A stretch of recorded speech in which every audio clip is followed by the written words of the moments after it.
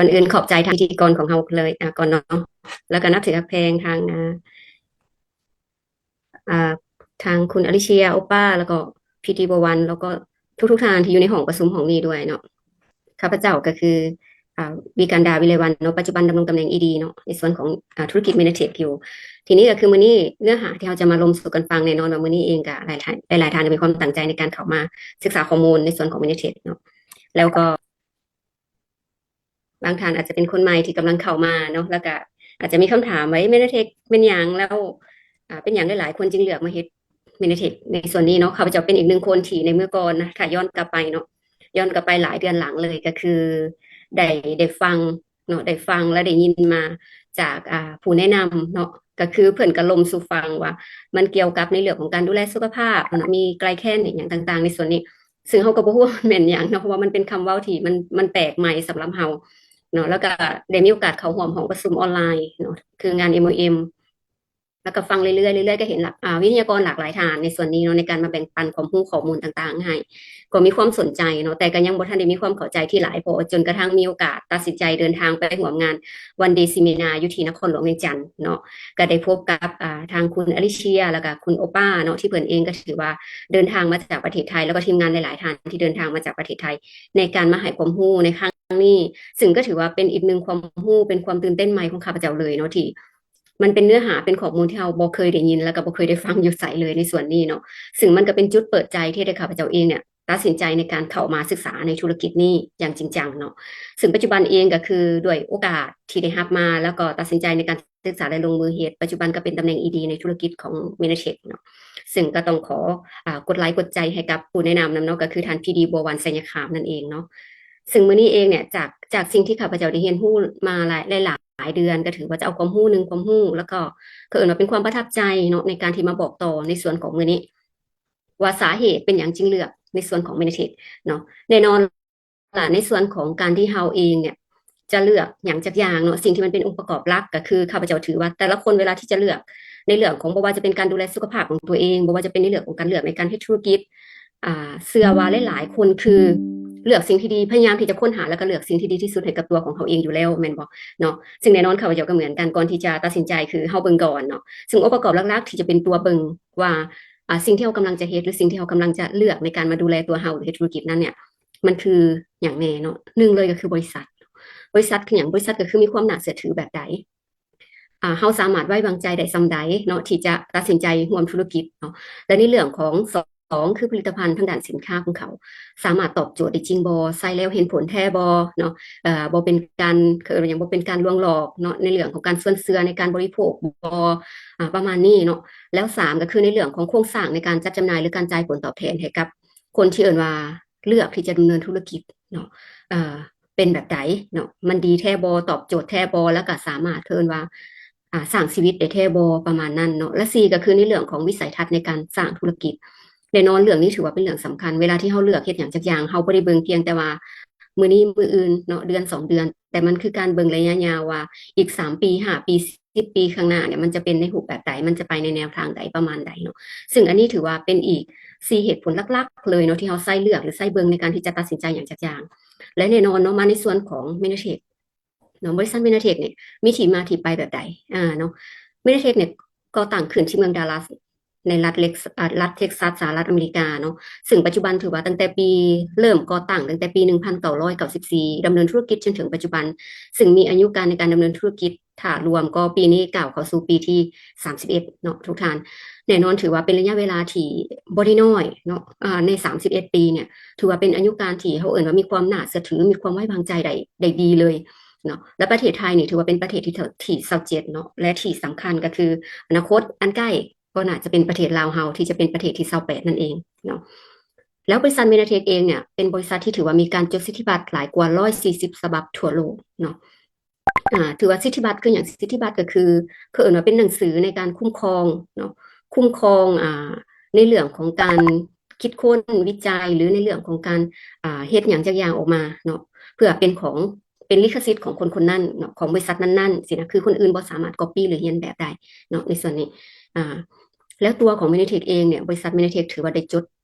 ได้เข้าไปในตลาดหุ้นเนาะของNASDAQ เนาะซึ่งข้อมูลส่วนนี้ถือว่าถ้าท่านใดไปเซิร์ชใน Google จะรู้เลยว่าในตลาดหุ้นหรือตลาดหุ้นเนี่ยถือว่าเป็น NASDAQ เป็นหนึ่งบริษัทตลาดหลักทรัพย์ที่ถือว่าใหญ่ในระดับต้นๆของสหรัฐอเมริกาเลยก็ว่าได้เนาะซึ่งแน่นอนบริษัทที่จะเข้าไปอยู่ในตลาดหลักทรัพย์นี้ได้นี่ถือว่าโบแมนบริษัทใดก็ได้เนาะซึ่งเงื่อนไขในการที่จะเข้าร่วมหรือเข้าไปในนั้นเนี่ยมันมีหลายองค์ประกอบเนาะก็คือถ้าบดีจริงถ้าเงื่อนไขบ่ผ่านมันก็จะบ่สามารถเข้าไปในตลาดหลักทรัพย์ส่วนนี้ได้เนาะส่วนนี้แล้วก็มีการจดสิทธิบัตรในเรื่องของจากสำนักงานสิทธิบัตรและเครื่องหมายการค้าของสหรัฐอเมริกาในส่วนนี้เนาะสถาบันวิทยาศาสตร์แห่งศาสตร์สหรัฐอเมริกาเนี่ยเป็นอีกหนึ่งสถาบันที่เชิญว่าที่เป็นสถาบันตรวจสอบที่ดีที่สุดของสหรัฐอเมริกาที่ถือว่ามีผู้ได้รับรางวัลโนเบลหลายกว่า200ล้านคนในส่วนนี้เนาะที่เป็นสมาชิกร่วมเป็นคณะกรรมการในการตรวจสอบงานวิจัยต่างๆทั่วโลกซึ่งในสาขาของไกลโคมิสถือว่ามีพื้นฐานจากแอมโบโทสของเมนาเทสเนาะได้รับการอย่างยืนเนาะเป็นพื้นฐานของเซลล์และสุขภาพในอนาคตของมวลมนุษย์และที่สำคัญก็คือ NAS ยังประกาศว่าไกลโคเป็นหัวใจสำคัญของสุขภาพเนาะในส่วนนี้ซึ่งถือว่าตัวนี้เนี่ยไกลโคนิวเทรียนนี่ถือว่าจดลิขสิทธิ์เป็นของบริษัทเมนาเทสเท่านั้นเนาะและแน่นอนในส่วนของในเรื่องของหลักของการดูแลสุขภาพเนาะถ้าห่างกายของเราเนี่ยมีขาดในเรื่องของไกลแคนเนี่ยจะเป็นแบบใดแต่ตัวนี้เราจะมีลงรายละเอียดให้ทุกท่านอีกเช่นหนึ่งเนาะในส่วนของส่วนกลางๆไปเนาะซึ่งตัวนี้เวลาที่เป็นสองทางในการที่ว่าดูแลสุขภาพและที่สำคัญไปกว่านั้นก็คือในเมเนเทคเนี่ยจะได้รับรางวัลโนเบลเนาะสาขาชีววิทยาและการแพทย์ที่เกี่ยวข้องเนี่ยหลากหลายรางวัลเนาะแล้วก็หลายปีแล้วเนาะล่าสุดก็คือที่ข้าพเจ้าได้ยินมาก็คือที่ปี2023ก็รู้สึกว่าได้รับมาแล้วและแน่นอนปีนี้ได้ยินไว้ว่าก็ได้รับแน่นอนเนาะเพราะฉะนั้นก็คือตัวนี้เป็นอีกหนึ่งสิ่งที่อย่างยืนในเฮาได้เห็นว่ามาตรฐานเนาะมาตรฐานหรือความเชื่อมั่นเนาะในเรื่องของเมเนเทคหรือว่าในตัวของผลิตภัณฑ์ของเมเนเทคเนี่ยมันสามารถเป็นสิ่งหนึ่งที่เฮาไว้ใจได้เนาะมั่นใจได้เนาะแล้วหนึ่งทานเนาะก็คือดรสตีฟเจนเซนเนาะซึ่งเพิ่นเองเนี่ยเป็นผู้อำนวยการอาวุโสเนาะของเมเนเทคและยังเป็นประธานคณะกรรมการที่ปรึกษาด้านวิทยาศาสตร์ระดับโลกเนาะเนี่ยใส่แล้วนี่ก็คือ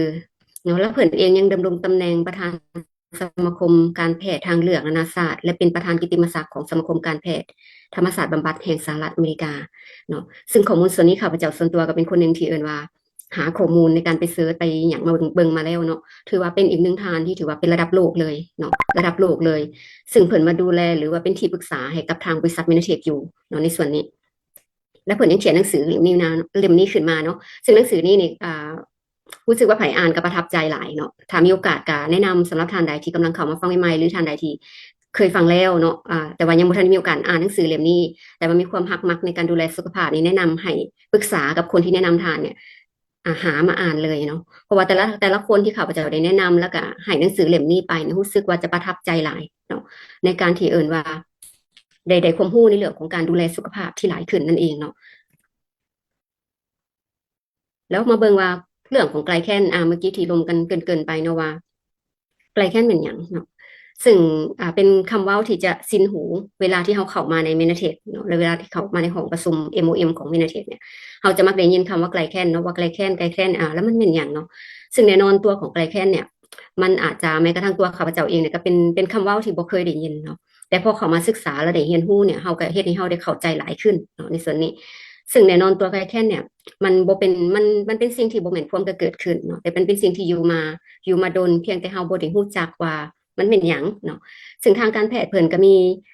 การเขียนหนังสือขึ้นมาเกี่ยวกับไกลแคนเนี่ยหลากหลายเลยเนาะหลากหลายเลยเนี่ยแล้วไกลแคนเองยังได้รับเลือกให้เป็นหนึ่งใน10ของเทคโนโลยีใหม่ที่จะเปลี่ยนศตวรรษในเรื่องของการดูแลสุขภาพของมนุษย์เฮาเนาะ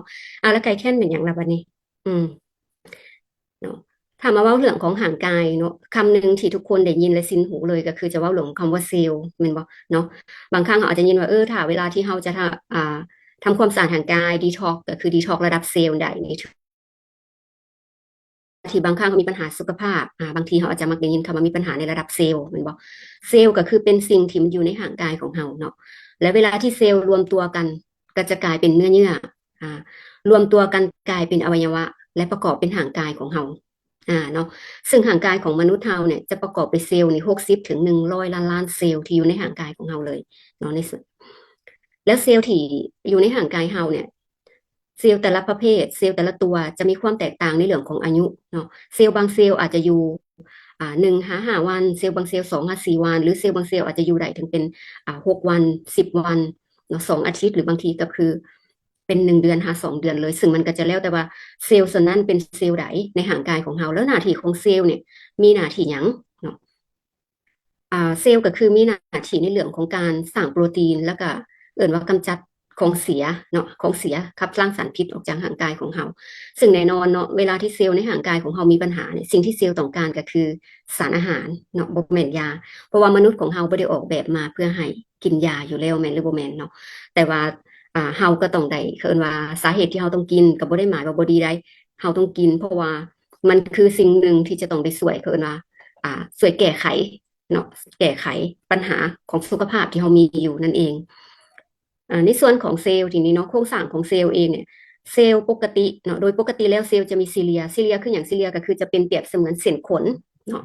เส้นขนหรือว่าเป็นผมเนาะที่มันอยู่หุ้มล้อมของตัวเซลล์เนาะซึ่งจะมีประมาณอยู่เป็นแสนเซลล์เลยแสนเลยที่อยู่อ่อนตัวของเซลล์เราเนาะ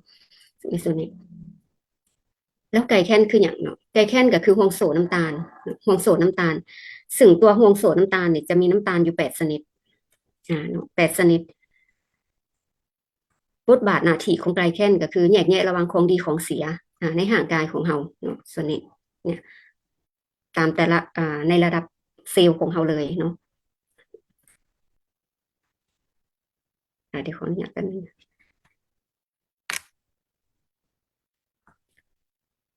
แล้วหน้าที่อีกหนึ่งหน้าที่ก็คือการสื่อสารระหว่างเซลล์กับเซลล์เนาะหน้าที่ไกลแค้นก็คือมีหน้าที่การสื่อสารระหว่างเซลล์กับเซลล์เนี่ย ถ้าเซลล์ใดในห่างกายถ้าห่างกายของเราได้รับไกลแคนเข้าไปเนาะถ้าเซลล์ใดก็คือเอิ้นว่าอ่อนเพลียเนาะก็คือมันก็จะสวยในเรื่องของการบำรุงเนาะบำรุงแล้วถ้าสมมุติว่าเซลล์ใดที่เสียหายเนาะมันก็จะเข้าไปซ่อมแซมเซลล์ของเราแล้วในห่างกายของเรามันก็จะมีเซลล์ที่เอิ้นว่าเป็นเซลล์ที่ตายเนาะเซลล์ที่ตายก็จะเข้าไปทำลายเซลล์ที่ตายนั้นเนาะเพื่อขับออกไปจากห่างกายของเรา แล้วถ้าเซลล์ใดที่ดีอยู่แล้วมันก็จะช่วยป้องกันเนาะป้องกันควบคุมเพื่อบ่ให้มีสิ่งที่เอิ่นว่าอ่ามาทำลายเซลล์ของเราเนาะมาทำลายเซลล์ของเรานั่นเองโดยปกติเซลล์ของคนเราจะมีอยู่เซลล์ปกติคนเราจะมีขนเนาะซีเลียขนหรือว่าผมเนี่ยอยู่เป็นแสนเส้นเนาะถ้าคนสุขภาพดีเนาะถ้าในปัจจุบันเลยก็คือประมาณ30,000 หา40,000 เส้นเนาะ แล้วคนที่ป่วยมีปัญหาสุขภาพเนาะก็จะมีอยู่5,000หา10,000 เส้นและถ้าคนที่เป็นมะเร็งก็คือแทบจะบ่มีเส้นขนติดอยู่เลยเนาะในส่วนของเซลล์เราเนี่ยก็จะเป็นหน้าตาจะเป็นประมาณนี้เลยเนาะทุกท่านเบิ่งแล้วก็เป็นตาย่านเนาะเออเนี่ยแล้วมาเบิ่งว่าหน้าที่ของไกลแคนเนาะหน้าที่ของไกลแคนคือหยัง หน้าที่ของไดแคนก็คือการสื่อสารระหว่างเซลล์กับเซลล์การแยกแยะระหว่างข้อดีและข้อเสียเนาะของดีและของเสียของดีและของเสียในห่างกายของเราซึ่งถือว่าเป็นจุดเริ่มต้นของระบบภูมิคุ้มกันของห่างกายเนาะป้องกันการติดเชื้ออ่ามีฤทธิ์ในการต้านการอักเสบควบคุมเมตาบอลิซึมในห่างกายของเราควบคุมฮอร์โมนบางคนก็คือในเรื่องของฮอร์โมนเนาะเพราะว่าโดยส่วนตัวข้าพเจ้าก็เป็นคนหนึ่งที่ค่อนข้างมีปัญหาในเรื่องของเกินว่าฮอร์โมนบ่ปกติเนาะในส่วนนี้ ซึ่งในห่างกายของคนเฮาเนี่ยมันก็จะมีฮอร์โมนอยู่เนาะ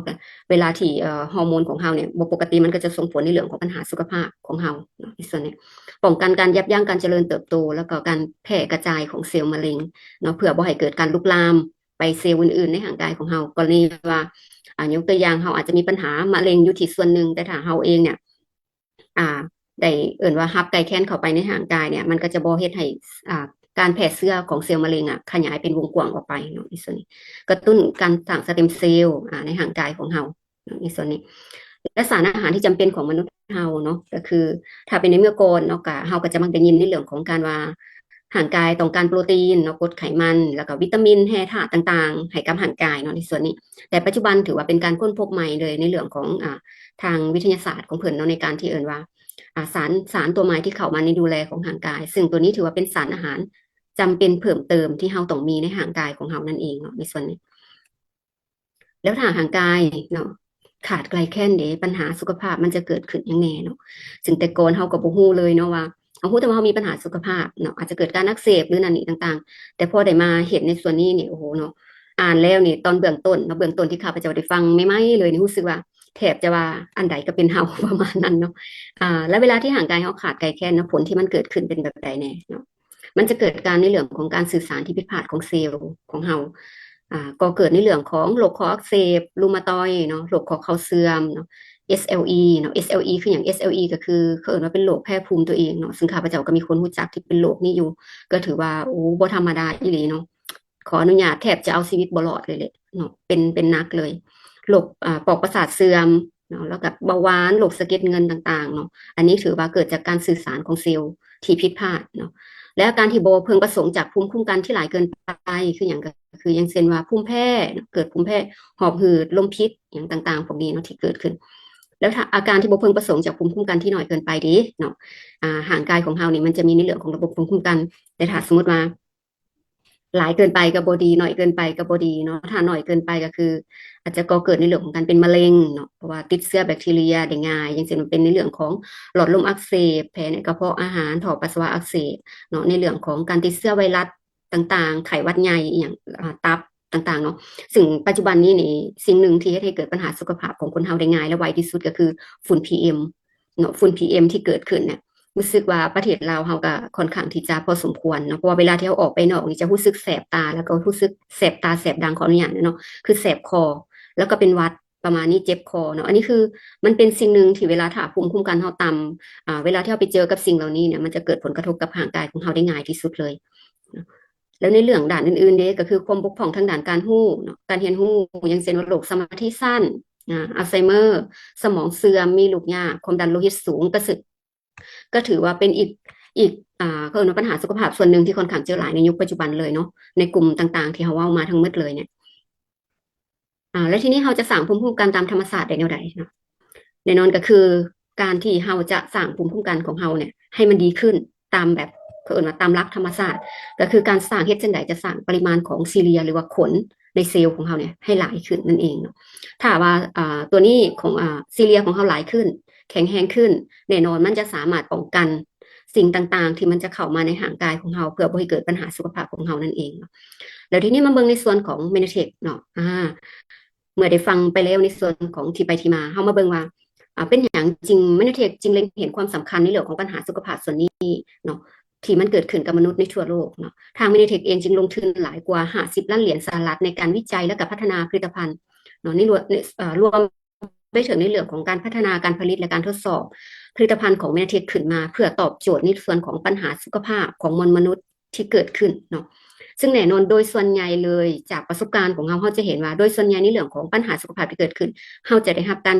เกินว่าการแก้ปัญหาโดยการยับยั้งเนาะยับยั้งบ่ให้เกินว่าบ่ให้มันหนักไปกว่าเก่าแต่มันจะบ่แม่นการแก้ที่ต้นเหตุแท้ๆเนาะแต่มื้อนี้เราได้รู้แล้วสาเหตุว่าเป็นหยังสาเหตุที่มันก่อเกิดปัญหาสุขภาพต่างๆมาจากไสแน่นอนเราไปแก้ที่ต้นเหตุ ถ้าเราแก้ที่ต้นเหตุได้เร็วการรักษาสุขภาพมันก็จะกลายเป็นเรื่องที่มันง่ายขึ้นเนาะง่ายขึ้นแล้วโอกาสที่จะกลับมาคืนก็คือยากเนาะถ้าเราเองเนี่ยสามารถเกิดมาแก้ปัญหาได้เร็วแล้วก็ปรับเปลี่ยนพฤติกรรมหรือแก้ไขเนาะในเกิดว่าสาเหตุการเกิดได้เนาะมันก็จะบ่สามารถกลับมาอีกเนาะในส่วนนั้นซึ่งผลิตภัณฑ์ของมินาเทคนี่ถือว่าออกแบบมาเพื่อตอบโจทย์ปัญหาสุขภาพโดยตรงเลยในส่วนนี้อ่า สินค้าเพื่อการเปลี่ยนแปลงอันนี้คือต้องเป็นคำนี้เลยเนาะเพราะว่าอย่างโดยส่วนใหญ่คือเขาจะคือเว้ากันเลยว่าบ่อยากเอ่นว่าสินค้าหรือบ่อยากเอ่นว่าผลิตภัณฑ์แต่มันคือเป็นเขาเอ่นว่านวัตกรรมใหม่ในการเข้ามาดูแลสุขภาพของมนุษย์เราเนาะซึ่งผลิตภัณฑ์ทั้งหมดของ Minotech เนี่ยถือว่าได้รับการยั่งยืนจากองค์กรต่างๆบ่ว่าจะเป็น GMP NSF ในการที่เอ่นว่ายั่งยืนเนาะยั่งยืนในเรื่องของมาตรฐานการผลิตเนาะแล้วที่สำคัญไปกว่านั้นก็คือในทุกๆการดูแลสุขภาพของเราเนาะในหนึ่งคนของเราเนี่ยหนึ่งเป็นตัวเราเนี่ยเริ่มต้นจากการดูแลสุขภาพเนี่ยทุกๆการสั่งซื้อสินค้าของเราทุกคนเลยที่เอ่นว่าอ่าทุก100 ดอลลาร์เขาเนี่ยทุก$100ที่เราใช้จ่ายไปกับการสั่งซื้อสินค้าในการมาดูแลสุขภาพของเราเนี่ยเราไม่ได้ช่วยแต่ตัวเราแต่มันคือการได้ช่วยเหลือเนาะได้ช่วยเหลือเด็กในทั่วโลกที่เอ่นว่ามีภาวะในเรื่องของทุก โฆษณาการเนาะที่มีปัญหาในเรื่องของสุขภาพในเรื่องของการขาดสารอาหารซึ่งสินค้าตัวนี้เนี่ยเมนเทคมีการออกแบบมาตอบโจทย์เฉพาะเลยเนาะแต่จะบริมีขายเนาะสำหรับตัวนี้เนาะซึ่งถือว่านอกเหนือจากการที่เราได้ดูแลตัวเองได้ช่วยเหลือตัวเองเฮ็ดให้สุขภาพดีขึ้นแล้วเขาก็ยังได้ช่วยเหลือคนอื่นนำเนาะได้ช่วยเหลือเด็กน้อยในทั่วโลกนำเนาะให้มีสุขภาพดีไปพร้อมๆกันอีกแล้วในส่วนของเมนเทคเองเนี่ยถ้าเบิ่งในรูปแบบของธุรกิจปัจจุบันเองเนี่ยเมนเทคถือว่ามีการกระจายสาขาเนาะขยายสาขาไปอยู่ที่27ประเทศทั่วโลกเนาะปัจจุบันนี้ถือว่าบ่ธรรมดา31ปีกับ27ประเทศเนาะและแบบที่ข้าพเจ้าว่าในอนาคตอันใกล้ก็น่าจะเป็นประเทศลาวเฮาที่จะมาเปิดเพราะว่าประเทศไทยประเทศเพื่อนบ้านของเฮาถือว่าเปิดไปแล้วเรียบร้อยเนาะในส่วนนี้ซึ่งถือว่ามีการจดทะเบียนเข้ามาถูกต้องตามกฎหมายทุกอย่างเนาะอันนี้ถือว่าเป็นของประเทศไทยเนาะเอามาให้เบิ่งแน่นอนก็คือการดำเนินธุรกิจคือข้าพเจ้าว่าเลยว่าเวลาที่เราจะเลือกธุรกิจเราก็ต้องเบิ่งองค์ประกอบเป็นบ่ล่ะเนาะก็ถือว่าเป็นเมนเทคเป็นธุรกิจระดับโลกและการที่จะเข้าสู่ประเทศแต่ละประเทศก็คือมีการนำเข้าอย่างถูกต้องตามกฎหมายเนาะในส่วนนี้แล้วก็ยังที่เว้าไปว่าประเทศเพื่อนบ้านของเราเปิดไปที่แคบห้อยเนาะก็คือประเทศไทยในวันที่17เดือน6 2024เนาะที่เปิดอยู่ประเทศไทยตั้งอยู่ที่ตึก CW Tower เนาะแถวรัชดาชั้น4ห้อง404ถ้าคนใดหรือท่านใดที่มีโอกาสไปในไปกรุงเทพก็อาจจะเข้าไปเยี่ยมยามสำนักงานใหญ่ของไปสำนักงานได้เนาะเพราะว่าก็มีส่วนตัวข้าพเจ้าก็มีทีมงานที่เอิ้นว่าเป็นสมาชิกที่อยู่ทางฝั่งไทยเพิ่นก็ได้ไปเยี่ยมยามแล้วก็ถ่ายรูปมาให้เบิ่งนำเนาะถือว่าสวยงามหลายเนาะสำหรับบริษัทโอเคเนาะแล้วก็ถือว่านอกเหนือจากการมีสำนักงานในการอำนวยความสะดวกในการดำเนินธุรกิจแล้วก็ยังมีในเรื่องของแพลตฟอร์มต่างๆเพื่อเอื้ออำนวยในการที่เอิ้นว่าให้เฮาได้ศึกษาเรียนรู้ในส่วนของข้อมูลธุรกิจบ่ว่าจะเป็นทางด้านของสินค้าบ่ว่าจะเป็นในเรื่องของรูปแบบธุรกิจเนาะบ่ว่าจะเป็นแพลตฟอร์มใดก็ต่างๆที่เราเห็นอยู่หรือการสั่งซื้อสินค้าก็สะดวกสบายเนาะปัจจุบันนี้จากช่องทางต่างๆนี่อันนี้คือท่านใดที่ยังบ่ทันได้เข้าไปก็สามารถเข้าไปเซิร์ชในเว็บไซต์ศึกษาในเว็บไซต์แล้วก็ติดตาม LINE แอดของประเทศไทยเพิ่นได้เนาะแล้วทีนี้ก็คือนอกเหนือจากการที่เราเอ่นว่าใช้สินค้าแล้วประทับใจเนาะในการดูแลสุขภาพของเราจุดประสงค์หลักๆหลายๆคนก็อาจจะอยากดูแลสุขภาพของตัวเองให้ดีขึ้นแม่นบ่แต่ว่าในส่วนของ Manitech เองยังเปิดโอกาสให้สำหรับคนที่อยากจะมีรายได้เนาะกับ Manitech ก็คือเข้ามาศึกษาในรูปแบบของธุรกิจได้นั่นเองเนาะในส่วนนี้ซึ่งจะมีแผนการตลาดที่เอิ้นว่าแบ่งจ่ายให้กับสมาชิกประเภทของโบนัสที่เอิ้นว่าสร้างรายได้ก็จะมีอยู่8 2ทางเนาะหนึ่งเลยนั่นก็คือรายได้จากการขายเนาะกรณีสมมุติว่าเขาแนะนำเนาะแนะนำสินค้าให้คนอื่นที่เขาอยากดูแลสุขภาพจริงๆเนาะเขาก็สามารถมีรายได้จากส่วนนี้เนาะสองเป็นโบนัสทีมในกรณีแบบเขาอยากจะขยายสายงานของเราเนาะขยายสายงานของเราก็จะมีโบนัสทีมให้ในส่วนนี้ในเวลาที่เราเฮ็ดแบบเป็นทีมเนาะแล้วก็จะมีโบนัสในการซื้อครั้งแรกเนาะซื้อทำอิฐก็ได้เงินเลยเนาะหาใส่ได้แม่นบ่ล่ะเนาะสี่ก็คือโบนัสที่เลี้ยงเนาะกรณีในเรื่องของการเขาสร้างคนที่เอิ้นว่ามาน้ำหลังเฮาแล้วก็ให้เขาสำเร็จไปน้ำกันเนาะห้าก็คือ uni level เป็นการจ่ายโบนัสที่เอิ้นว่าเป็นสั้นเนาะถือว่าเป็นการจ่ายที่ถือว่าสุดยอดหลายเนาะหลายสั้นเลย อันนี้ต้องไปติดตามในแผนการตลาดของเฮาที่เป็นการลงรายละเอียดอีกครั้งหนึ่งเนาะสำหรับถ้าท่านใดสนใจ อันนี้เป็นการเกริ่นให้ฟังน้อยนึงเนาะแต่ต้องติดตามไปแต่ละหอบของประชุมออนไลน์ของเฮาเนาะก็จะมีการหมุนเวียนวิทยากรในการมาแบ่งปันประสบการณ์หรือความรู้ในด้านของแผนการตลาดให้ฟังอีกเทื่อหนึ่งเนาะในเรื่องของรายละเอียดแต่มื้อนี้กำลังจะบอกว่าถ้าท่านตัดสินใจในการที่เข้ามาเป็นนักธุรกิจของ Manitech เนี่ยท่านเองก็จะมีรายได้อยู่แบบ2ทางแบบนี้เนาะแล้วก็เป็นโบนัสอินฟินิตี้เนาะก็คือโบนัสที่เอิ้นว่าจ่ายบ่มีที่สิ้นสุดเนาะนี่ถือว่าจ่ายบ่มีที่สิ้นสุดท่านสร้างเท่าใดท่านก็จะได้รับรายได้เลิกเท่าใดท่านก็จะยังรับรายได้กับ Manitech อยู่เนาะแล้วก็จะเป็น7 2ทางหลายๆของรายได้ของเกิดว่า leader check match โบนัสเนาะก็คือในรายได้ในเรื่องของ leader ผู้นำในสายงานของเฮา8ก็คือเป็นโบนัสที่เอิ้นว่าที่ทุกคนเข้ามาแล้วก็ตั้งเป้าที่อยากจะได้เลยนั่นก็คือเกินว่าเป็นการปันผลทั่วโลกเนาะปัจจุบัน Manitech มีอยู่ที่27ประเทศเฮาก็จะได้รับเงินปันผลจาก27ประเทศถือว่าบ่ธรรมดาเนาะถือว่าบ่ธรรมดาเลยถ้าคนใดที่ได้ไปนี่ถือว่าสุดยอดเนาะแต่ว่าเชื่อว่าทุกท่านถ้าคนใดที่สนใจอยากจะเฮ็ดเป็นธุรกิจแท้ๆเพียงแต่ทางศึกษาเนี่ยแนวทางในเรื่องของวิธีการเฮ็ดเนี่ยท่านก็เป็นคนนึงที่สามารถเฮ็ดได้แน่นอนเนาะแล้วนอกเหนือจากนั้นก็จะมีโบนัสส่งเสริมในเรื่องของการท่องเที่ยวเนาะก็จะเป็นในเรื่องของการท่องเที่ยวหนึ่งคือ GIP เนาะในระดับ GIP สองก็จะเป็นระดับ PD Smith เนาะในระดับตำแหน่ง PD ขึ้นไป3ก็คือหล่องเหือสำราญเขาไปเชื่อว่าทุกคนก็คือธรรมศาสตร์ของมนุษย์เนาะนอกเหนือจากการมีสุขภาพที่ดีเนาะแล้วก็2ก็คือต้องมีเงินเป็นบ่ต้องมีรายได้เนาะที่ตอบโจทย์ในการใช้ชีวิตของเรา3ก็คือการมีเวลาได้ใช้ชีวิตนั่นก็คือการไปท่องเที่ยวเนาะในการท่องเที่ยวข้าพเจ้าเชื่อว่า3 สิ่งนี้เป็นสิ่งที่มนุษย์ทุกคนมีความต้องการและใฝ่ฝันที่อยากจะมีชีวิตแบบนี้แม่นบ่เนาะลองคอมเมนต์เข้ามาเบิ่งเนาะและจุดเด่นของแผนการตลาดเองก็คือ1ซื้อกินก็มีเงินปันผลสูงถึง1,600เนาะเมื่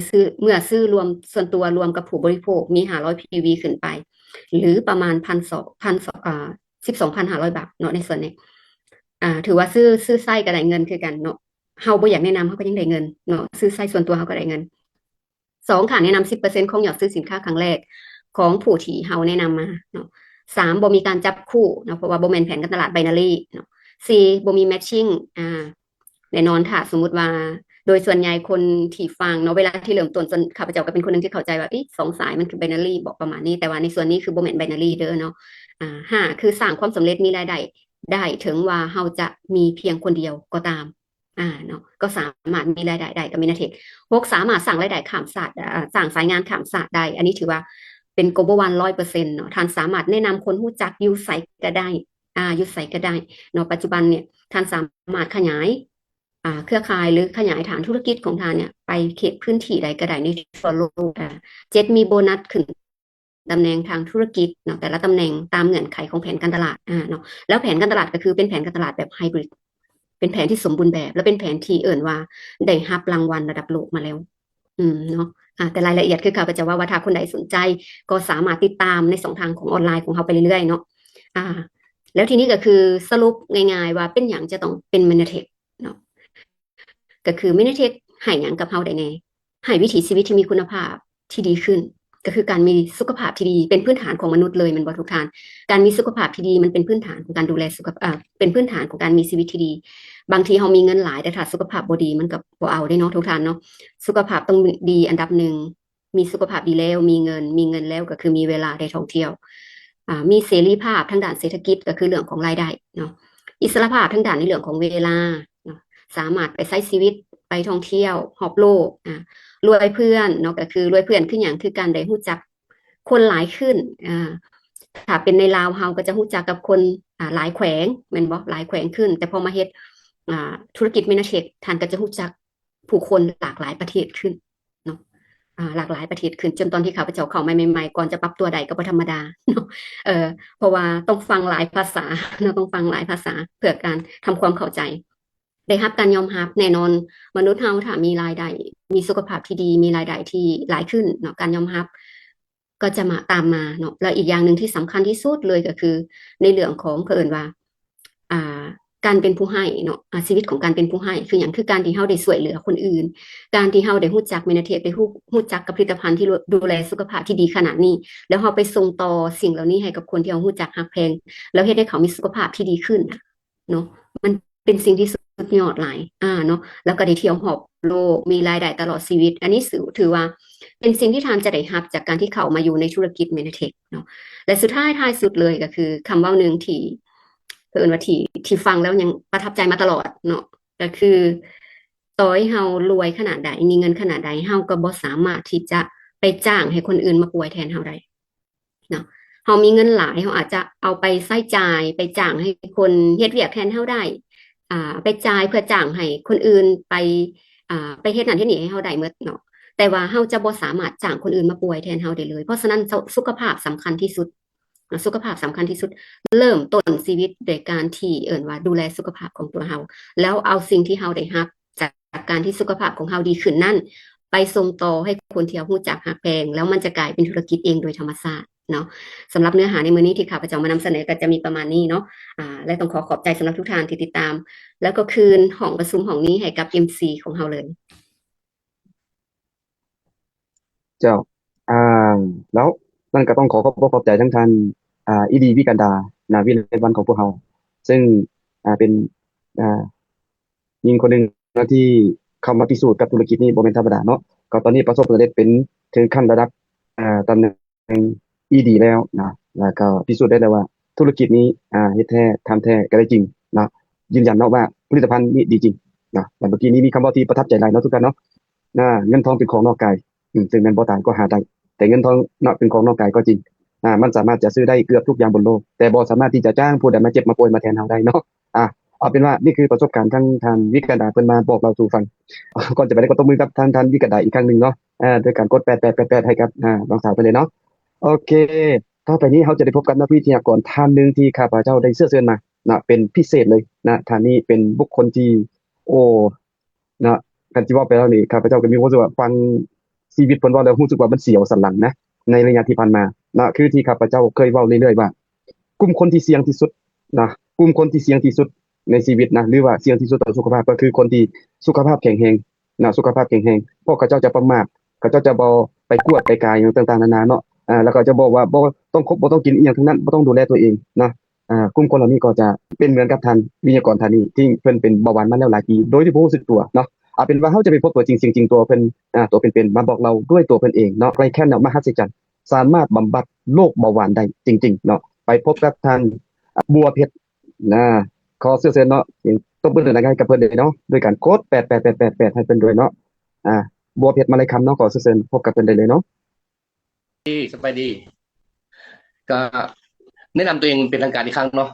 ข้าพเจ้าบัวเพชรมาแล้วครับผู้ที่แนะนำก็คือพีดีบัวบันแล้วก็อัพไลน์ง่ายขึ้นไปก็เป็นท่านพีดีอาริเซียแล้วก็ที่โอ้ครับก็คือข้าพเจ้าก็เคยอาจจะเฮ็ดเวียกเนาะเป็นราชการหลายกว่า18 19 ปีแล้วต่อมาก็เฮ็ดเวียกในโครงการของต่างประเทศเป็นโครงการแม็กเป็นกองเก็บกู้ระเบิดของสากลประจำโซนปลาว แล้วข้าพเจ้าก็ใช้ชีวิตเหมือนคนทั่วไปเนาะข้าพเจ้าก็คือว่าอ่ามักกินเหล้าดื่มเบียร์หลายช่วงนั้นน่ะเนาะสูบยาได้เฮ็ดให้น้ำหนักมีประมาณอยู่ที่87 กิโลเนาะ87 กิโลแล้วต่อมามันนะท่านต่อมาข้าพเจ้าก็เลยว่าโอ้มันคนที่อ้วนมีน้ำหนัก80 ปลายกิโลเนี่ยมันมีปัญหาตามมาก็คือเป็นความดันข้าพเจ้าขึ้นฮอด660 ปลาย170 180ก็มี แต่ว่าข้าพเจ้าไปกวดก็เลยกวดแต่เฉพาะบ่เคยกวดเช็คขอบด้านบ่เคยไปกวดแบบมันคือบ่เคยกวดจักเทื่อเนาะหลังจากต่อมาเนาะพอแล้วเนาะต่อมามีมื้อหนึ่งก็เลยมีท่านบัววันเนาะท่านบัววันก็บอกโทรมาในนามที่เป็นน้องข้าพเจ้าก็เป็นอ้ายก็ว่าอ้ายก็มีทีมงานมีท่านหมอมาจากเกาหลีเป็นคนเกาหลีท่านหมอระดับต้นๆของโลกประสบการณ์นี่หลายกว่า10 ปลายปีขึ้นไปก็เลยว่านัดไปอยู่ที่โรงแรมวิลสตันอยู่แคมป์ของเนาะข้าพเจ้าก็ได้ ตัดสินใจไปเนาะเพราะว่าน้องสายโทรมาเพราะว่าอยากรู้สุขภาพตัวเองเนี่ยเพราะว่ามันก็เมื่อยมานะท่านของบริกรน้ำหนัก80 ปลายลงมา70 ปลายลงมายัง60 ปลายรูประมาณนี้เนาะหลังจากนั้นก็ไปงานวิชาการไปก็เห็นหลากหลายคนหลากหลายอาชีพเขาสุขภาพที่เว้ามาที่ได้ฟังก็มันคล้ายๆคือเฮาเนี่ยบางคนก็หนักบางคนก็เบากว่าเฮาหลังจากนั้นข้าพเจ้าก็ตัดสินใจเข้าไปหาท่านโอปาเนาะก็ไปกวดมาท่านไปกวดท่านโอปาก็เลยบอกว่าต้องได้ไปเช็คมันนี่ไปเช็คครบวงจรลองเบิ่งที่ครับท่านนะโมโอป้าเว้ามาพูดมาคือว่าหลังจากข้าพเจ้าไปเช็คเนาะพูดมาเว้าถึกหมดเลยคือว่าข้าพเจ้าไปกวดเนาะแรกๆเขาจะไปกวดวันที่1เนาะวันที่1 เดือน 1นี่แหละข้าพเจ้าไปกวดหลังจากไปกวดแล้วก็เห็นเริ่มตกใจแล้วบัดนี้นะมานอนก็บ่หลับเนาะนอนบ่หลับแล้วก็เลยว่ามันจะมีความดันเนาะความดันมันจะขึ้นอยู่ที่160 ปลาย165แล้วก็มีน้ำตาลไป273แล้วก็มีการทำงานของไขหลังแล้วก็ธาตุเบื่อมีหมดทุกอย่างเลยมีฮอตเสื้อลายในลำไส้แล้วก็มีไขมันสะสมในร่างกายก็หลาย10 ปลายเนาะแล้วข้าพเจ้าก็แล้วท่านหมอป้าก็ว่าในก็ยาท่านต้องได้จีคีนข้าพเจ้าก็ตัดใจจีคีนเนาะอันนี้ก็บ่ยากเพราะว่า1มันก็มีคนทำก็มีอยู่2อย่างถ้าว่าเฮาหักเงินเนาะก็บ่ได้สุขภาพแต่ข้าพเจ้าว่าถ้าเฮาสุขภาพดีเนาะสุขภาพดีแล้วเงินมันเฮายังหาได้ถ้าว่ามีเงินอยู่แต่เฮาบ่กลัวนี่นะเงินก็จะได้เงินก็หมดไปสำคัญอันตรายต่อชีวิตข้าพเจ้าจึงอยากให้หลายคนรู้ว่าการที่เฮาบ่กลัวครบวงจรนี่มันใช้ชีวิตเป็นประมาทหลายข้าพเจ้าก็มาเริ่มจีคีนเนาะท่านเนาะจีคีนอยู่ที่21 วันแต่เริ่ม7 วันแรกเนาะ7 วันแรกคือว่าบ่ได้ทานข้าวทานบ่ได้กินข้าวซะกินแต่น้ำแล้วก็กินผลิตภัณฑ์ใจแค่นี้สุดยอดเลยทานแน่นอนแหละมันก็ต้องเวลาเขากินมันก็ต้องมีที่กินยามันก็มีหิวก็มีวินน้อยมีตามที่มันมาจากที่แรกเขาก็ป้าบ่ทานนี่แหละทานเนาะแล้วต่อมาก็กินมาจนฮอดนี่ครับเจ้ากินเนาะจากน้ำหนักที่เริ่มกวดตอนนั้นน้ำหนัก67ลงมาหลังจากแล้ว21 วัน ข้าพเจ้าก็เลยไปกวดขืนมันนี่นะอันนี้ถือว่าก้อนกินมาตรฐานก้อนกินตัวนี้67 กิโลเลยตอนนี้นะผิวก็หยาบมาตรฐานท้องก็เอ็นออกนม เอาการนี้นมมันอย่างกระยานแบบผิวค้ำๆมีลักษณะมีเม็ดมีเมนหลายมาตรฐานเนาะหลังจากกินไปแล้วบัดนี้มาตรฐาน21 วันไปแล้วก็เฮ็ดให้ผิวเริ่มพองใสขึ้นเนาะแล้วอันที่กวดผ่านมาอันนี้มันตอนพันกวดอันนี้นะตอนพันกวดมีส่วนน้ำตาลนี่อยู่273แล้วก็มีไขมันมาตั้งส่งมาอีกมันอันนี้คือรวยเพื่อนเมื่อกี้ข้าพเจ้าเนาะแล้วที่สำคัญเนาะการทำงานความมักไขหลังก็ขึ้นทุกอย่างขึ้นหมดเลยแต่หลังจากกินได้11 วันแล้วข้าพเจ้าไปกวดคืนมานี่น้ำตาลยังเหลืออยู่ที่119แต่เบื้องต้น119อยู่แต่ว่าแต่ละเมื่อกวดลงมามันลง66มาตรฐานธรรมดาเกณฑ์ปกติมันอะไรมัน70หา110แต่ข้าพเจ้าลงมัน66เดี๋ยวนี้นะปัจจุบันเนี่ยมันจะอยู่ที่90ปลายหรือ80ปลายก็จะไปมาตามที่เรากินเนาะแต่ช่วงที่เรากินนะเราก็ต้องเฮ็ดปฏิบัติตามทั้งแท้มาตรฐานต้องมีระเบียบกินอย่างมีระเบียบแท้ตามหมอสั่งท่านอุปาสั่งหลังจากข้าพเจ้าพยาบาลเนาะคือว่าเมื่อกี้ไปกวดคืนเฮ็ดให้น้ำตาลก็ลดลงอย่างอยู่119แต่มันก็ลดลงตลอดแล้วน้ำหนักก็ลง63แล้วผิวพรรณมันจะพองใสดีขึ้นแล้วตื่นเช้ามาเนาะเราก็จะเบาตนเบาตัวครับออกกำลังกายได้ช่วงนั้นนะแล้วเฮ็ดให้เรานี่นะหันใจก็โล่งขึ้นมาตรฐานอันนี้นะมันลง66มัน89 90อันนี้มันระยะที่ใกล้ๆนี่แหละนี่ระยะที่วันที่20ปลายนี่นะกับปลายเดือนที่ผ่านมานี่นะเนาะเฮ็ดให้พระเจ้าถือว่าประทับใจหลายใจแก่นเพื่อมันสุดยอดเลยข้าพเจ้าบนหน้าเสื้อได้ว่าชีวิตลงแบบนี้แต่ตอนที่เรากินกับเสื้อได้ต่างจากกินแล้วคือว่ามันบ่มีผลิตภัณฑ์ประเภทใดของบริษัทใดที่จะดีต่อใจแก่นหลังจากนั้นมาทานหลังจากข้าพเจ้าวันกินแล้วปวดไม่มีปุ๊บแล้วเนาะแล้วข้าพเจ้าก็ได้ไปตอนนั้นไปงานธรรมดาท่านเนาะไปงานอยู่ที่แคมป์อยู่ที่สุโขทัยเนาะก็พบหลากหลายคนที่เข้ามากับบางคนก็ป่วยบุคือกันบางคนก็เข้ามาแน่นอนนะเราไปงานแบบนี้นะเราจะพบกันทั้งคนไทยคนลาวเราจะเห็นหลากหลายคนแต่มาแชร์ประสบการณ์แล้วก็มีได้ลิ้นกิจกรรมร่วมกันมันสุดยอดเลยมาตรฐานคิดว่าชุดหน้านะมีงานแคมป์ถ้าท่านใดเมื่อคืนได้เข้างานแคมป์นะให้มาตรฐานลองไปเข้าเพราะว่ามันเป็นแบบไหนข้าพเจ้าจะว่าไปนะมันก็บ่ท้อเราจะไปสัมผัสด้วยตัวเองเนาะที่สำคัญแล้วเราสุขภาพดีแล้วเราก็สามารถไปนั่นไปนี่ไปทุกอย่างที่เราจะไปได้เนาะแต่ก็คือเป้าหมายของข้าพเจ้าเนาะหลังจากที่สุขภาพดีไปมีแล้วเนาะข้าพเจ้าจะประยุกต์อยู่แต่ตรงนี้ในบรรดาทานเนาะข้าพเจ้าก็จะแนะนำคนที่เราฮักแนะนำคนที่เราฮักเราแพงเพื่อพี่น้องปองปลายเราเนาะคนที่มีพญาติแบบเราแล้วให้เขามาสัมผัสเรื่องผลิตภัณฑ์ของมินิเทคโดยไก่แค่นแล้วทุกคนที่เป็นจะดีคือข้าพเจ้านี่ก็ดีเกือบว่า90%มาตรฐานเนาะยังเหลือแต่ตัวสะสมในร่างกายครับแต่ตัวสะสมยังร่างกายกันยังแต่ว่าข้าพเจ้า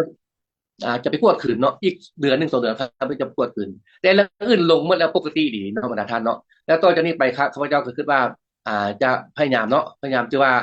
จะบอกต่อให้คนที่ยังเก็บยังเป็นยังป่วยแล้วเราจะได้เป็นการทำบุญช่วยคนอีกด้วยเนาะแล้วข้าพเจ้าก็คือว่าจะตัดสินใจว่าจะบุญยุทธ์อยู่ในตรงนี้เนี่ยท้ายปีนี้นะข้าพเจ้าก็จะพิชิตตำแหน่ง PD ให้ได้เนาะอันนี้ก็ถือว่าประสบการณ์ของข้าพเจ้าผมยิงจะบอกหลายๆอย่างอยู่แต่ว่ายิงใช้เวลาเนาะก็คือว่ามื้อนี้จะบอกตอนนี้ไปก่อนมีทุนหน้าจะมาแนะนำให้ฟังเนาะการผู้ใดสนใจว่าอยากกินอยากดีคือข้าพเจ้าอยากผิวคือข้าพเจ้าเนาะก็เป็นคนดำดูนี่มาผิวมันใสขึ้นบ่ถึงขั้นมันจะขาวแต่เราจะเมื่นๆออกเป็นเมนเป็นอย่างธรรมดาทานเนาะถือว่าขอบใจเนาะถือว่าพบกันในงานหน้าถือว่าให้บรรดาท่านลองพิจารณาว่าถ้าสุขภาพของท่านบ่ดีให้ปรึกษานำคนที่แนะนำท่านหรือว่าโทรเดเรกไปหาท่านอลิเซียหรือท่านโอป้าเลยได้พอขึ้นเวทีให้แกMC สุดยอดของเราอีกครั้งเนาะขอบใจเจ้าก็ต้องขอขอบพระใจกับทางการที่ดีบัวเพชรมาลัยคำนะขอเสียงตบมือดังๆรัวๆให้กับเพิ่นด้วยเนาะด้วยการกดหัวใจนะกดไลค์กด8888นะเป็นการตบมือ8888ให้เพิ่นเลยเนาะโอ้สุดยอดยอดเยี่ยมเลยเนาะอันนี้ก็แสดงความยินดีกับท่านบัวเพชรอีกครั้งหนึ่งเนาะที่ได้สุขภาพที่ดีกลับคืนมาด้วยผลิตภัณฑ์มหัศจรรย์นะไกลขั้นนี่สร้างสรรค์ชีวิตใหม่ๆให้กับเพิ่นนะและก็หวังว่าไกลขั้นจะเป็นตัวช่วยให้กับมนุษยชาติทั่วไปอีกด้วยเนาะหวังว่าท่านจะได้เอาประสบการณ์นี้ไปบอกเราต่อเนาะให้กับหมู่คู่เพื่อนฝูงคนที่เฮาฮักเนาะเข้ามาสู่ผลิตภัณฑ์ที่ยอดเยี่ยมแบบนี้เป็นว่าอันดับต่อไปนี้เราจะไปพบกับนักวิทยากรอีกท่านหนึ่งนะซึ่งเป็นเกสต์สุดท้ายสำคัญที่สุดเกสต์นี้บ่แพ้กันนะซึ่งเพิ่นก็ไปพบกับหลากหลายหมอไปหลากหลายประเทศมาแล้วนะบำบัดปิ่นปัวหลากหลายรูปแบบนะที่ผ่านห้องหมอหรือเคมีนะหรือว่ายาหลากหลายรูปแบบหลากหลายหมอหลากหลายด็อกเตอร์ซึ่งเคยหมดเนี่ยที่ได้ยินนะประวัติก็คือ เคยหมดกำลังใจแล้วสิ้นหวังแล้วว่าโรคนี้บำบัดปิ่นปัวบ่ได้แล้วหลายแพทย์หลายหมอหลายด็อกเตอร์เนาะยืนยันแล้วว่าโรคนี้ปิ่นปัวบ่หายขาดนะเพิ่นก็สิ้นหวังไปแต่เหมือนกับพระประธานอีกครั้งเนาะได้มาพบกับผลิตภัณฑ์ที่สุดยอดยอดเยี่ยมไกลแค้นนะสามารถชุบชีวิตให้เพิ่นได้หายใจต่ออย่างภาคภูมินะตอนนี้เอาเป็นว่าเรื่องราวจะเป็นในด้านเพิ่นจะมาเล่าสู่ฟังด้วยตัวเพิ่นเองเนาะเชิญทุกท่านนะไปพบกับท่านวันศรีอาจดวงดีนะขอเสียงตบมือดังๆกับเพิ่นอีกครั้งหนึ่งด้วยการกดไลค์นะกดใจกด888ให้กับวิทยากรของเฮาท่านนี้อีกด้วยเนาะเชิญท่านอ่าวันศรีอาจดวงดีเลยเนาะยินเสียงบ่เจ้าเสียงชัดเจนอยู่เด้อท่าน แจ้งดี เอ้ย เจ้าสบายดีชัด ส เจน บา ดี ย เด้ ดี อ สบายดี อ่าข้าพเจ้าเนาะวันศรีอัดดวงดีมื้อนี้จะขอมาว่าจะมาเล่ามาเล่าประสบการณ์ชีวิตจริงของข้าพเจ้าให้ฟังเนาะที่จริงแล้วน่ะข้าพเจ้าเริ่มต้นเป็นว่าเป็นโรคที่เป็นอยู่ในปัจจุบันก็คือตั้งแต่เริ่ม อันนี้ในนามที่ว่าเราศึกษาด้านนี้มาแล้วก็เราเข้าใจมาระยะหนึ่งก็คือ ได้ไปสักวัคซีนโควิดหลังจากสักวัคซีนโควิดมาระยะหนึ่งหลังจากนั้นข้าพเจ้าก็รู้สึกว่ามีปัญหา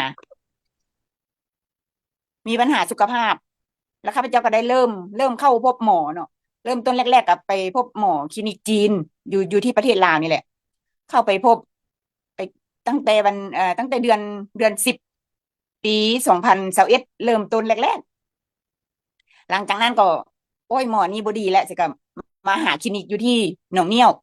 ก็ไปเรื่อยๆเรื่อยๆสุดท้ายมาโอ้ยจุดใดประเทศลาวนี่ถือว่าข้าพเจ้าไปเกือบทุกห้องหมอทุกท่าน เวลาไปนะบางครั้งนะหมอนะเข้าเจ้าก็จังไดวะแบบคล้ายๆบ่ใส่ใจเฮาปานใดนะคนเจ็บหลายเนาะเฮาจิติหลายก็บ่ได้ก็เลยว่าตัดสินใจลองข้ามไปที่ประเทศเพื่อนบ้านเบิ่งก็ข้ามไปที่ประเทศไทย เที่ยวไปกวดไปป่วยอยู่ประเทศไทยนี่ก็ถือว่าหลายครั้งสมควร ไปแล้วก็หมอก็แนะนำให้หมอบ่งมติบอกว่าข้าพเจ้านี่อักเสบปลายประสาทก็กินยามาตลอดโอ้ยวางยาสุดใดนี่หิ้วมาจนหนัก รวมแล้วครั้งหนึ่งกินยาครั้งหนึ่งจะรวมอยู่27 ชนิดตอนที่เที่ยวไปหาหมอไทย อยู่ไปอยู่มาข้าพเจ้ายานทุกท่านกินยาหลายละยานแล้วก็เลยตัดสินใจครอบคนที่พาไปว่าโอ้น้องบ่ไปแหละเพราะว่ายานกินยา ก็เลยมาลมกับหมู่อยู่ที่ลาวนี่ว่าโอ้ยจะไปใส่ดีว่าห้องหมอใดก็ไปหมดละคลินิกใดก็ไปหมดละหมอก็เลยหมู่ก็เลยแนะนำว่าลองไป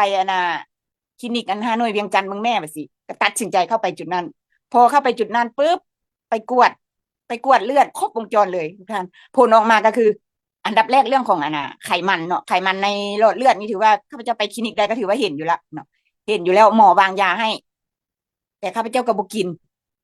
ไปกวดบ่กิน กลับมา พอไปฮานอยเวียงจันทน์นี่ไขมันก็คือว่ามันเพิ่มขึ้นทุกครั้งที่ไปกวดเพิ่มขึ้น แต่สิ่งที่ภูมิใจที่สุดที่ไปกวดอยู่ที่ฮานอยเวียงจันทน์นี้นั่นก็คือ ไปกวดจุดใดก็บ่มีหมอใดที่สั่งกวดคำว่ารูมาตอยด์เนาะแต่พอไปฮานอยเวียงจันทน์นี่ปุ๊บเพิ่นสั่งกวดค่าของรูมาตอยด์สิ่งที่เราตกใจที่สุดทุกคน ค่าของรูมาตอยด์นี่นะปกตินี่นะมันจะอยู่ระหว่าง15-20แต่ครั้งแรกที่หมอฮานอยเวียงจันทน์สั่งกวดข้าพเจ้านี่จะมีถึง97จุดปลายอีกเกือบ100หมอก็เลยวางยาให้กินเนาะวางยาให้กินก็กินมาแต่อยู่มาระยะหนึ่งน้องเนาะเป็นน้องฮักแล้วก็เป็นในสายญาตินี่แหละเพื่อนก็เลยอีตนเพื่อนก็เลยว่าขอให้น้องได้เฮ็ดหน้าที่ที่ดีของน้องก่อนว่าซั่นเพื่อนก็เลยพาไปที่คลินิกหรือว่าห้องหมอแม่น้ำของเป็นห้องหมอจีนก็พาไปจุดนั้นไปก็ไปกวดหมอก็วางยาให้ เวลาที่ใส่ยา5 มื้อทุกคนที่เอาไปห้องหมอจีนนี่นะยา5 มื้อโซนแต่สิ่งที่ข้าพเจ้าได้รับก็คือ7 มื้อ 7 คืนข้าพเจ้าบ่ได้นอนเลยบ่ได้หลับแม้แต่ยิบตาพอเราหลับตาไปปุ๊บภาพมันจะหลอนภาพที่ย่านที่สุดฉะนั้นจึงเฮ็ดให้ข้าพเจ้าบ่ได้หลับเลยบ่ได้หลับบ่ได้นอน พอครบใส่ยา7 วันแล้วก็เลยครอบหมอไปกวดคืนค่าของรูมาตอยด์ยังอยู่ที่120จากที่90ปลายเพิ่มเป็น120ข้าพเจ้าก็เลยตัวหมอว่าบ่เจ็บแล้วเศร้าแล้วจอนบ่รับยาอีกก็เลยกลับคืนมาบัดนี้หยุดจากหมอแม่น้ำของแล้วกลับคืนมาที่คลินิกฮานอยเวียงจันทน์เหมือนทุกท่านมาคลินิกฮานอยเวียงจันทน์เพิ่นกวดนี่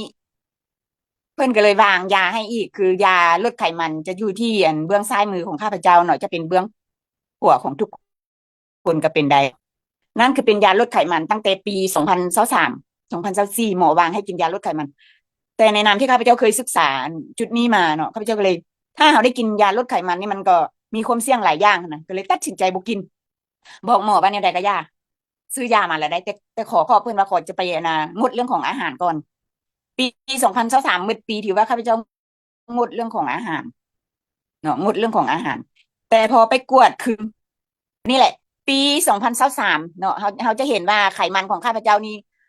ไขมันรวมเนาะหรือว่าคอเลสเตอรอลจะอยู่ที่5.75แล้วมาปี2024จะอยู่ที่7ตัวนี้ไขมันรวม แล้วต่อมาไตรกลีเซอไรด์เนาะไตรกลีเซอไรด์นี่จะอยู่ที่2023นี่จะอยู่ที่2.39แต่2024มันเริ่มขึ้นมาที่2.41แล้วก็ไขมันดีแล้วก็ไขมันร้ายเนาะถือว่าปี2023นี่3.44และมาปี2024นี่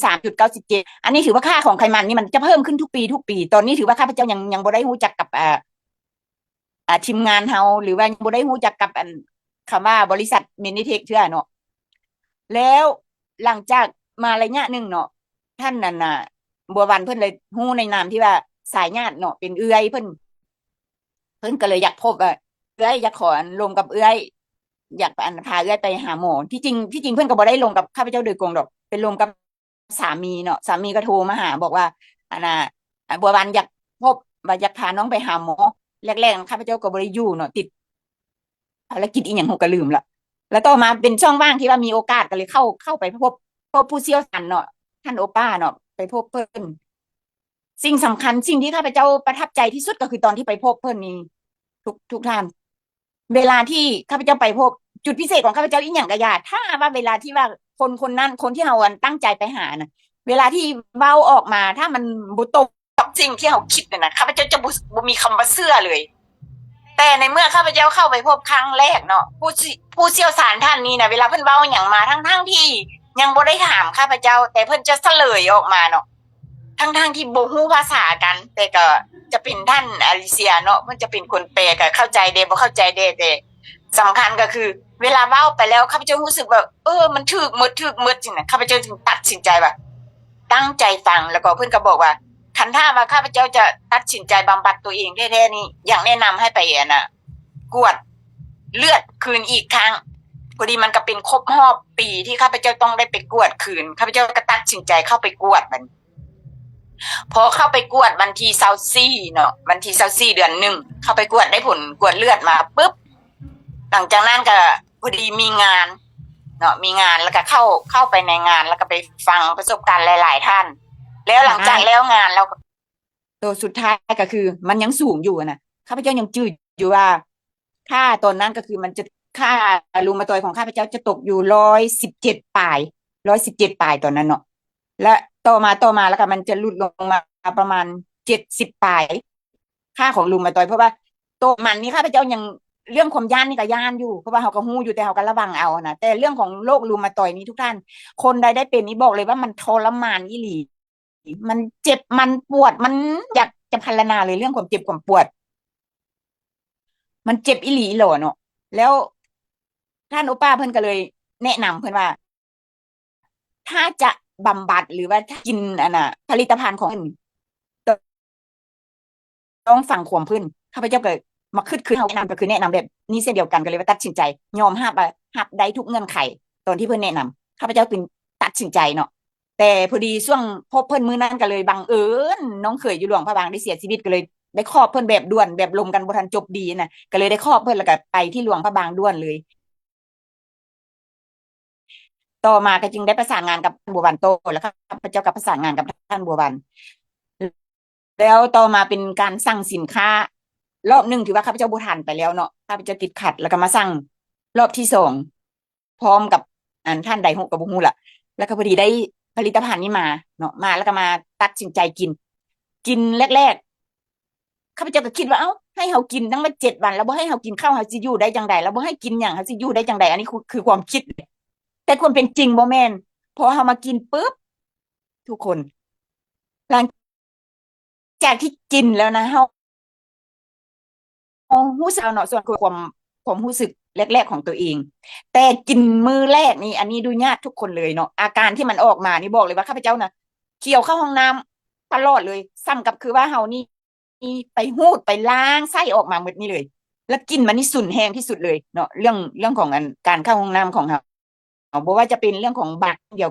แต่สิ่งที่ดีใจที่สุดก็คือเวลาผู้หิวเฮาบ่เมื่อย อันนี้คือเป็นสิ่งที่ภูมิใจจึงเป็นเหตุให้ข้าพเจ้าที่ปฏิบัติได้ก็คือว่ายอมรับได้ก็คือว่าเฮาบ่หิวแล้วค่ะก็อดได้ทุกอย่าง และจากกินครบเนาะต่อเนื่องมา7 วันแล้วก็ครบมาฮอด21 วันวันครบรอบวันที่22ข้าพเจ้าตัดสินใจไปกวดคืนบัดนี้ท่านลองสังเกตตัวนี้จะเป็นค่ารูมาตอยด์เนาะค่ารูมาตอยด์ของข้าพเจ้าตัวถึงมันจะเป็น79.90แต่ตัวลุ่มเป็นมื้อที่ข้าพเจ้าว่าไปกวดล่าสุดเนาะล่า3,000เมื่อกี้นี้มันจะยังเหลืออยู่เพียงแต่5.5เท่านั้น ถือว่ามันหลุดลงมาเพราะว่ามันอยู่ในเกณฑ์ปกติเพื่อนว่าอยู่ในเกณฑ์ปกติคือ0.15แต่ปัจจุบันข้าพเจ้ายังเหลือ5 ปลายเท่านั้น อันนี้เป็นสิ่งที่ข้าพเจ้าภูมิใจที่สุดเนาะถามว่าอาการเจ็บของข้าพเจ้ามันหายไปโบเรื่องหายนี่มันยังบ่หายเพราะว่าข้าพเจ้ามาคิดคืนก็คือ อาจจะเป็นน้ำที่ว่าเขาปล่อยให้ภูมิคุ้มกันของเฮานี่นะมันกัดกินหรือว่ากินเมือกอยู่ในข้อของเฮาหรือว่าน้ำมันข้อของเฮานี่มันแห้งเนาะมันแห้งไปหมดแล้ว แล้วมันเขาจึงค่อยได้มาบำบัดจุดนี้แล้วมันจะเห็นให้เวลาที่เขาหนิ่งแล้วมันจะเจ็บบริเวณข้อมือข้อนิ้วมือแล้วก็ข้อศอกอันนี้สิ่งที่ยังเจ็บอยู่ แต่ผลกวดทางวิทยาศาสตร์ถือว่ามั่นใจเลยว่า ท่านจะเบิ่งกระไดเนาะเบิ่งตัวเลขเบื้องถึงเขาจะสังเกตว่า ปี2023ข้าพเจ้าจะมีอยู่117จุดปลายแต่ครั้งแรกที่ไปกวดนี่คือ100จาก90ปลายแล้วขึ้นมา100เนาะแล้วลงมา117และลงมา79.90แต่ล่าสุดบัญชี29ที่ผ่านมานี่ก็คือยังเหลือเพียงแต่5.5อันนี้ค่าของรูมาตอยด์ในเกณฑ์ปกติหมดแล้วส่วนตัวของข้าพเจ้าฉะนั้นอันนี้เป็นภูมิใจ